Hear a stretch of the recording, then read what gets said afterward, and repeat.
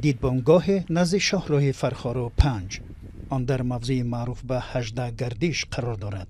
دیدبانگاه را سربازان مرزی نظارت میکنند. هر شخصی که از ناحیه 5 به فرخار یا برعکس حرکت میکند باید حجتی تصدیق کننده شخصیش را با خود داشته باشد. برخی از ساکنان که طریق این راه به 5 سفر کردند میگویند از آنها شناسنامه پرسیدند. اولی خیلی پست نبود، نوشیده تشکیل کردن این پست را. همین دو رفتیم که همین سالتا پرسیدن پاسپورتمون نشان دادیم رفتیم به مشکلی. تا کنون در این راه پستگاه مرزی وجود نداشت. یک منبع از ریاست مرزبانی ولایت ختلان به رادیو آزادی گفت این پستگاه موقتی است ولی دقیقاً معلوم نیست تا کی ادامه میکند. از سال 2020 تا کنون برای تحکیم نظارت مرزی فرخار 5 دیدبانگاه بنیاد شده است. مقامات میگویند تمام دیدبانگاه ها تحت نظارت مرزبانان قرار دارند.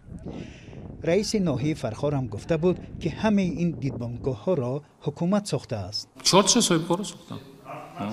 صاحبکار رو اشهر دوشنبه اومدن اینجا ساخته دادن. ما نظارت میکنیم، دستگیری میکنیم. از طرف ما همین نظارت و دستگیری و همین اخبارات میدادیم که این در حقیقت ساختمان رفته است یا نه. ساکنان کلانسال میگویند در 30 سال استقلالیت و حتی در زمان شوروی در این موضع پاسگاه مرزی وجود نداشت. به گفته ساکنان آنها بدون یگان سنجش به 5 رفت آمد میکردند. حالا باشد هر نفری که از این راه میگذرد باید حتما شناسنامه یا حجت دیگری که شخصیتش را تصدیق میکنند با خود داشته باشد.